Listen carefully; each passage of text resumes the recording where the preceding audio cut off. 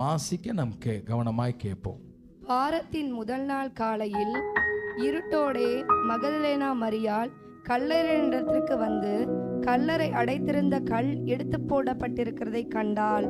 உடனே அவள் ஓடி சேமோன் பேதுருவினிடத்திலும் இயேசுவுக்கு அன்பாயிருந்த மற்ற சீஷரிடத்திலும் போய் கர்த்தரை கல்லறையிலிருந்து எடுத்துக்கொண்டு போய்விட்டார்கள், அவரை வைத்த இடம் எங்களுக்கு தெரியவில்லை என்றாள். அப்பொழுது பேதுருவும் மற்ற சீஷனும் கல்லறையின் இடத்திற்கு போகும்படி புறப்பட்டு இருவரும் ஒருமித்து ஓடினார்கள். பேதுருவை பார்க்கிலும் மற்ற சீஷன் துரிதமாய் ஓடி முந்தி கல்லறையினிடத்தில் வந்து அதற்குள்ளே குனிந்து பார்த்து சீலைகள் கிடக்கிறதை கண்டான். ஆனாலும் அவன் உள்ளே போகவில்லை. சீமோன் பேதுரு அவனுக்கு பின்னே வந்து கல்லறைக்குள்ளே பிரவேசித்து சீலைகள் கிடக்கிறதையும் அவருடைய தலையில் சுற்றியிருந்த சீலை மற்ற சீலைகளுடனே வைத்திராமல் தனியே ஒரு இடத்திலே சுருட்டி வைத்திருக்கிறதையும் கண்டான்.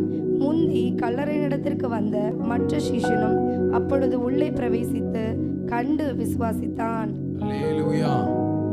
கர்த்தருடைய அந்த உயிர்த்தெழுந்த நாளிலே ஆமென், நம்ம எல்லாரும் வாசிக்கப்படுகிற இந்த வேத பகுதி, கர்த்தர் அவர் அடிக்கப்பட்டு அவர் மரித்து மூன்றாம் நாள் அவர் உயிர்த்தெழுந்தார் என்பதை நாம் அநேகர் அறிந்திருக்கிறோம். காலங்காலமாக ஆமென் இந்த வார்த்தைகளை நம்ம வாசித்து இந்த நாளை அனுசரித்து கொண்டு வருகிறோம். அல்லேலூயா. இந்த நாளிலும் தேவன் இந்த வசனத்தின் முடிவாக ஒரு சில ஆலோசனைகளை கர்த்தர் நமக்கு தர வல்லவராக இருக்கிறார். எத்தனை பேர் ஆமென் சொல்ல முடியும்? ஆமென். உங்க சத்தத்தை மாத்திரம் வைத்து ஒரு அல்லேலூயா சொல்லுங்க பார்ப்போம். அல்லேலூயா. நம்ம தூங்குறவர்களா இருக்கக்கூடாது. எப்படி இருக்கணும்? அல்லேலூயான்னு சொன்னா முதல்ல என்ன செய்யணும்? சொல்லணும். அல்லேலூயா சொல்லுங்க. அல்லேலூயா. ஆமென். உங்க அல்லேலூயா பலவீனரையும் பலப்படுத்தணும். ஆமென். அதான் இன்னைக்கு கர்த்தர் நம்மளை பலவீனத்தில் இருக்கிறவர்களை என்ன செய்ய போறாரா? பலப்படுத்த போகிறார். எதனால? அல்லேலூயா. நல்லா சொல்லுங்க பாப்போம். சின்ன பிள்ளைங்க எல்லாம் நல்லா உட்காந்து கதை பேசிக்க. சொல்லு அல்லேலூயா சொல்லு. நன்னும் நல்ல சத்தமா சொல்லுங்க. இன்னும் சத்தம், இன்னும் சத்தம், இன்னும் சத்தம். ஆமென். அல்லேலூயா. கர்த்தர் நல்லவர், அவர் கிருபைதான் என்றும் உள்ளதா இருக்கிறது. இப்ப வேத புஸ்தகத்துல நாம் வாசித்திருக்கிறோம், அவர் மரித்தார், அவர் உயிர்த்தார், அவரை கண்டு அவரை விசுவாசித்தார்கள். இந்த நாளிலும் இயேசு கிறிஸ்து மரித்து தேவன் உயிர்த்தெழுந்ததை உலகமெங்கும் அநேக காரியங்களை வைத்து கொண்டாடி கொண்டிருக்கிறார்கள். ஈஸ்டர். ஆமென். இந்த நாளிலே புது புது உடைகளை உடுத்தி ஆகாரத்தை உண்டு ஆமென் பல விதத்துல இந்த நாளை கொண்டாடி கொண்டிருக்கிறார்கள். ஆனால் தேவன் இன்றைக்கு சற்று வித்தியாசமாக தேவனுடைய திருவார்த்தைகளை தேவன் நமக்கு சொல்ல வல்லவராக இருக்கிறார். அல்லேலூயா. இந்த நாளிலும் கூட அநேக கல்லறைகள் இருக்கிறது. ஆபிரகாமுடைய கல்லறை, சாராளுடைய கல்லறை, ஈசாக்குடைய கல்லறை, இவை எல்லா கல்லறையுமே தோண்டி பார்க்கும் பொழுது ஏதோ ஒரு உறுப்புகள் என்ன செய்யும்? உள்ள இருக்கத்தான் செய்யும். அல்லேலூயா. இன்னைக்கு வேதத்துல செய்தியில பாப்பீங்க அப்படின்னா ஆராய்ச்சி மூலியமாக ஆமென் பூமியை தோண்டி பார்க்கும்போது ஒரு பெரிய டைனோசருடைய எலும்பு கூட நாங்கள் கண்டுபிடித்தோம் என்று சொல்லுவார்கள். இல்ல பெரிய ஆராய்ச்சி மூலியமாக முன்னோர்களுடைய ஆமென் எலும்புகள், அவர் வாழ்ந்த வாழ்க்கையினுடைய தடங்களை எல்லாம் நாங்கள் தோண்டும் பொழுது கிடைத்தது. அதை ஒரு பெரிய ஆராய்ச்சி கூடமாக வைத்து அதை கண்காட்சிக்காக வைக்கக்கூடிய இந்த காலகட்டத்திலே என் அருமையான கர்த்தருடைய பிள்ளையே, கர்த்தருடைய கல்லறை மாத்திரம் அவர்கள் தோண்டி பார்ப்பார்கள் என்றால் அதிலே ஒரு காரியம் கூட என்ன செய்யாது? இருக்கவே இருக்காது. அல்லேலூயா. ஏனென்றால் இந்த உலகத்திலே எந்த மனிதனும் எந்த காரியமும் புதைக்கப்பட்ட இடத்துல இருந்து உயிரோடு எழுந்ததாய் சரித்திரமே இல்லை. ஒரே ஒருவர் எழுந்திருக்கிறார், அதுதான் என் ஆண்டவராய் இயேசு கிறிஸ்துவாய் இருக்கிறார். அல்லேலூயா. இருந்த இடத்திலே அவர் இல்லை, அவர் உயிரோடு எழுந்திருக்கிறார். என் தேவன் வைக்கப்பட்ட இடத்துல இல்ல, என் தேவன் புதைக்கப்பட்ட இடத்துல இல்ல, என் தேவன் கல்லறையிலே வைக்கப்பட்டார், கல்லறையில இல்ல. ஏனென்று கேட்டால் இயேசு உயிர்த்தெழுந்திருக்கிறார். ஆகையால்தான் 2000 ஆண்டுகளாக இந்த உயிர்த்தெழுந்த நாளிலே கர்த்தரை உலகமெங்கும் இயேசு உயிர்த்தெழுந்தார் என்று சொல்லி அநேகர் கர்த்தரை ஆராதித்துக் கொண்டிருக்கிறார்கள். அல்லேலூயா. அவர் உயிர்த்தெழுந்த நோக்கம் என்ன? நீயும் நானும் கர்த்தரை ஆராதிப்பதற்காக, நாம் தேவனை துதிப்பதற்காக, கர்த்தரை ஆர்ப்பரிப்பதற்காக, அவருடைய நாமத்தை மகிமைப்படுத்துவதற்காக. அல்லேலூயா. எந்த ஆராய்ச்சினாலும் கூட கண்டுபிடிக்க முடியல அவருடைய சரீரத்தை. ஏன்னா இதுவரை கண்டுபிடிக்கல, இனிமேலும் காலங்களும் இந்த உலகமும் எவ்வளோ விஞ்ஞானத்திலே பெருக்கெடுத்தாலும் ஒரு காலம் கண்டுபிடிக்க முடியாது. ஏனென்றால் அவர் உயிரோடு இருக்கிறார். அல்லேலூயா. ஆகையினால்தான் பெந்தேகோஸ்து ஐக்கியம் சொல்லுவார்கள், நாங்கள் ஜீவனுள்ள தேவனை ஆராதிக்கிறோம். அல்லேலூயா. அவர் உயிரோடு எழுந்த தேவனை ஆராதிக்கிறேன். கல்லையோ மண்ணையோ அல்ல, நான் உயிரோடு உள்ள தேவனை. இன்னைக்கு அநேக பேர் வைக்கப்பட்ட இடத்திலே நாம் இருந்து கொண்டிருக்கிறோம். இன்று இந்த உயிர்த்தெழுந்த நல்ல நாளிலே இயேசு கிறிஸ்து எப்படி கல்லையிலிருந்து உயிரோடு எழும்பினாரோ அதே போல இந்த நாளிலே கர்த்தர் நம்மளையும் கர்த்தர் உயிரோடு எழுப்ப வல்லவராக இருக்கிறார்.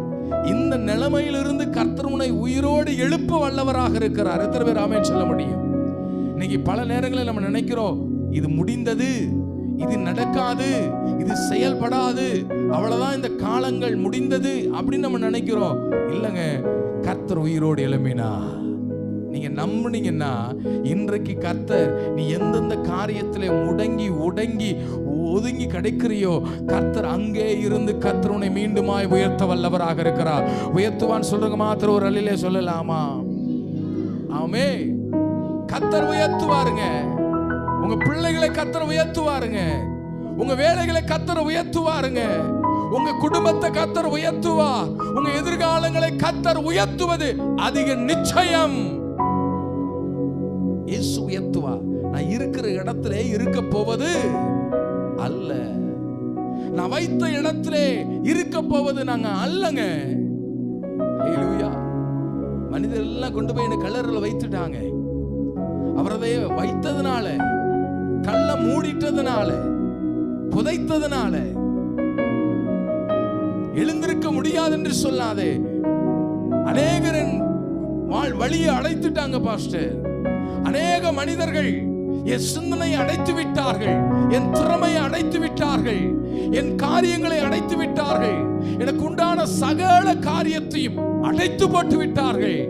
இனி என்னால் எழுந்திருக்க முடியாது என்று சொல்லாதே. உன்னை எழுப்புவதற்காக தான் கர்த்தர் உயிரோடு எழும்பியிருக்கிறார். நீங்க நம்புங்க, இந்த நிலையிலிருந்து கர்த்தர் உன்னை உயர்த்துவார். எத்தனை பேர் நம்பிக்கையோடு சொல்ல முடியும்? ஆமே. ஆண்டவராய் இயேசு கிறிஸ்து சிலுவைக்கு முன்பாக சொல்லுகிறார், ஒரு காலங்களையும் நேரத்தையும் வேதத்திலே தேவன் தெளிவாய் நம் சொல்லிவிடுகிறார். என்னை சிலுவையிலே அறைவார்கள், இந்த சபையை அடித்து நொறுக்குவார்கள், ஆனால் 3ஆம் நாள் மீண்டுமாய் இயேசு கிறிஸ்து இந்த சபையை கட்டுவார். தீர்க்க தரிசனமாக, வெளிப்பாடாக என் தேவன் சொன்ன வாக்கியங்கள்.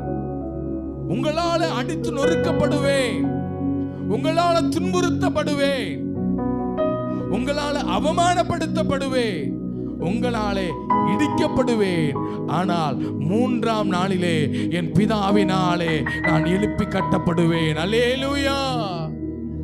காலங்களையும் நேரங்களையும் கர்த்தர் முன்பே வகுத்து வைத்தார். என் அருமையான கர்த்தருடைய பிள்ளைகளே, தேவன் சொன்னபடியே சபை இடிக்கப்பட்டது, தேவனை உருக்குலைத்தார்கள். ஆனால் மூன்றாம் நாள் என் பிதாவாகிய தேவன் இயேசு கிறிஸ்துவை மீண்டுமாய் ஜெனிப்பித்து இந்த உலகத்துக்கு உலக இரட்சகராக எழுப்பின தேவன் இன்றும் உயிரோடு கூட இருக்கிறார். இன்றைக்கு மனிதர்களாலே ஒருவேளை சபை உடைக்கப்பட்டிருக்கலாம், குடும்பங்கள் உடைக்கப்பட்டிருக்கலாம், உறவு உடைக்கப்பட்டிருக்கலாம், நட்பு உடைக்கப்பட்டிருக்கலாம். என்னென்ன காரியங்கள் மனிதர்களாலே உடைக்கப்பட்டதோ இன்று நீங்கள் விசுவாசியுங்கள். நான் விசுவாசிக்கிறேன், என் தேவன் அதை கட்ட வல்லவராக இருக்கிறார். கட்டுவார் என்று விசுவாசிக்கிறவங்க நல்ல ஒரு சத்தம் ஒரு வழியில சொல்லலாமா? கர்த்தர் கட்டுவார். உங்க குடும்பத்தை கட்டுவார், உன் வீட்டை கட்டுவார், நம்ம ஊழியத்தை கர்த்தர் கட்டுவார், நமக்கு உண்டான சகலத்தையும் என் தேவன் கட்டுவார். எத்தனை பேர் அதை நம்புறீங்க?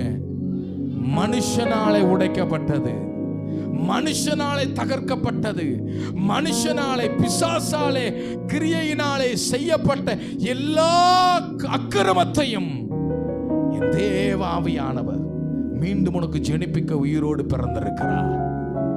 நீங்க நம்புங்க, நீங்க விசுவாசிங்க. எப்படி பாஸ்டர் அது நடக்கும்?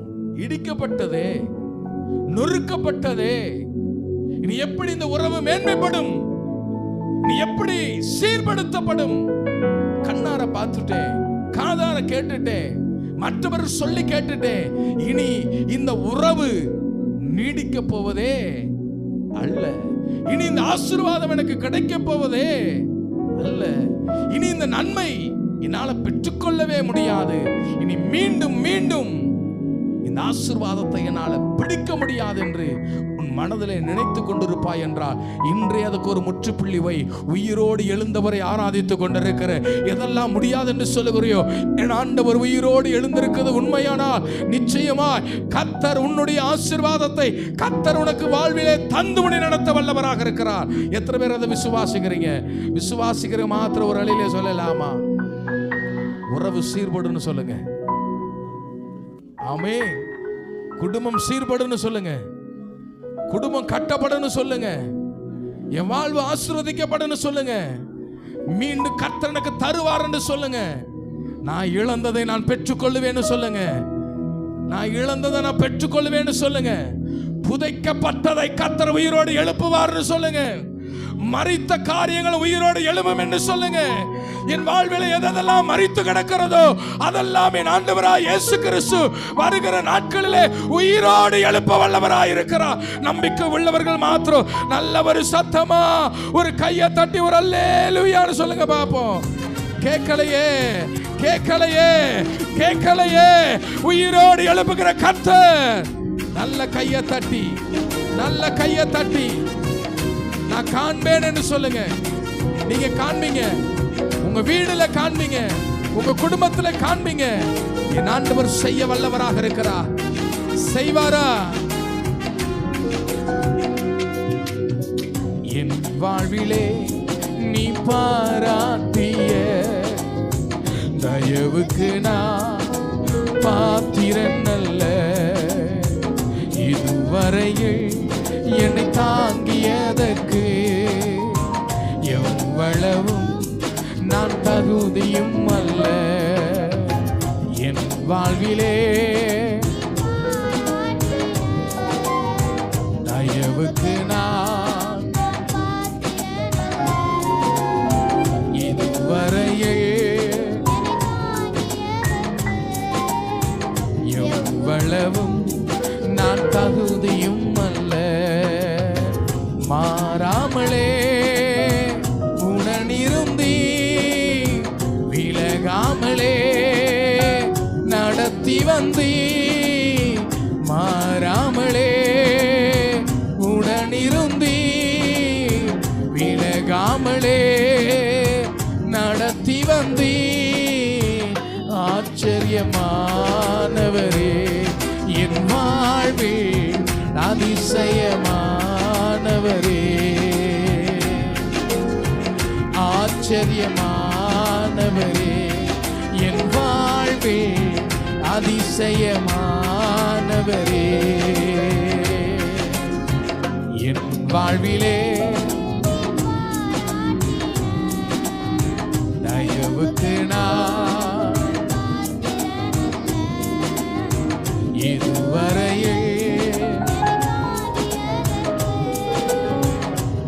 எவ்வளவும் நான் தகுதியும் அல்ல. என் வாழ்விலே மரித்த காரியமெல்லாம் உயிரோடு எழும்பும். இடிக்கப்பட்ட காரியமெல்லாம் மீண்டும் உருவாக்கப்படும். ஆமென். எவ்வளவும் நான் தகுதியும் அல்ல.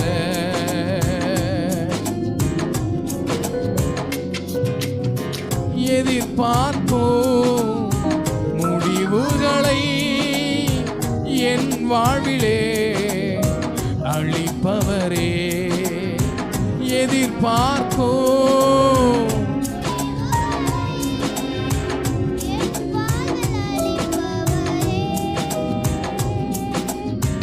வழியறியா அலைந்த என்னை கண்டீரே. உம் கண்களா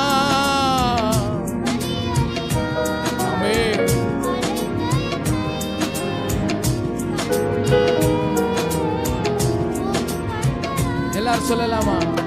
ஆச்சரியமானவரே, அதிசய ஆச்சரியமானவரே, என் வாழ்வு அதிசயமானவரே. அல்லேலூயா. அவர் எப்படிப்பட்ட தேவனா? ஆச்சரியமானவர். மரித்த இடத்திலிருந்து கர்த்தர் உயிரோடு எழும்பியிருக்கிறார். அல்லேலூயா. அவரை கல்லறையில வைத்த ஒரு நேரம் உண்டு, ஒரு காலம் உண்டு. ஆனால் காலமும் நேரமும் கடந்து போய்கொண்டே இருக்கிறது. இன்னைக்கு அநேக பேர் காலங்களும் நேரம் கடந்து போகிறது. நீங்க அநேக முறை கடக்காமல் இருக்கிறீங்க. அல்லேலூயா. ஆனா காலமும் நேரமும் கடந்து போனது, கர்த்தரும் கடந்து போனார். அல்லேலூயா. சரியான நேரம் வந்தது. கர்த்தர் 3ஆம் நாள் உயிரோடு எழும்பி நின்றார். அவர் நல்லவர் என்று எத்தனை பேர் விசுவாசிக்கிறீங்க? அல்லேலூயா. கல்லறையிலிருந்து வெளியே வந்தார். எத்தனை பேர் ஆமென் சொல்ல முடியும்? இயேசு வெளியே வந்தார். நீங்க நம்புறீங்களா? ஆமென். நம்புகிற நீங்க ஏன் இன்னைக்கு பல விஷயத்திலிருந்து என்ன செய்ய முடியல? வெளியே வர முடியல. நீ வெளியே வா. கர்த்தர் உனக்கு மகிமையை காண்பிக்க வல்லவராக இருக்கிறார். அல்லேலூயா. அவர் நேரம் வந்த பொழுது, அந்த காலம் வந்த பொழுது இயேசு கிறிஸ்து வெளியே வந்தார். இன்னைக்கு பலருடைய வாழ்விலே போடப்பட்ட இடத்திலே நாம் அமர்ந்து கொண்டிருக்கிறோம். நம் வாழ்க்கையும் நேரமும் ஓடிக்கொண்டிருக்கிறது. ஆனால் நானோ இருந்த இடத்திலே, வைத்த இடத்திலே, மரித்த இடத்திலே, சோர்ந்து போன இடத்திலே, விழுந்த இடத்திலே இன்னைக்கு நின்று கொண்டிருக்கிறது. ஏன்? இந்த உயிர்த்தெழுந்த நன்னாளிலே என் இயேசு கிறிஸ்துவனை மீண்டுமாய் தட்டி எழுப்புகிறார். வெளியே வா மகளே. நீ கூனி குறுகியிருக்கிற வாழ்க்கை இது அல்ல. நான் உன்னை இதற்காக தெரிந்து கொள்ளவில்லை. பல பேர் பல காரணத்தை கொண்டு நம்மளை முடக்கி வைத்திருக்கலாம். எல்லாரும் ஆகாதவன் என்று தள்ளி வைத்திருக்கலாம். ஆனால் திருவசனம் என்ன சொல்லுகிறது? உன்னை வெளியே அழைக்க கர்த்தர் நேரத்தை கர்த்தர் வைத்திருக்கிறார். நீ வெளியே விட வேண்டிய நேரம் இதுதான். நீ எழும்பி பிரகாசிக்க நேரம் இதுதான். காலம் போகிறது, நேரம் போகிறது. ஆனால் நீ மாத்திரம் துக்கமுகமாக முடங்கிக் கொண்டிருப்பது ஏன் என்று கர்த்தர் உன்னை பார்த்து கேட்கிறார். மீண்டும் இந்த காலமும் நேரமும் மீண்டும் வராது. இதுவே நல்ல தருணம், இதுவே நல்ல நேரம். எழும்பி வா என்று கர்த்தர் உன்னை அழைக்கிறார். கிறிஸ்துவின் வாழ்க்கையை மகிமைப்படுத்தும்படியாக, உன் குடும்பத்தை கட்டும்படியாக, உன் குடும்பத்தில் இருக்கிற ஒவ்வொரு நபர்களை இரட்சிப்புக்குள் நடத்தும்படியாக கர்த்தர் உன்னை அன்போடு அழைக்கிறார்.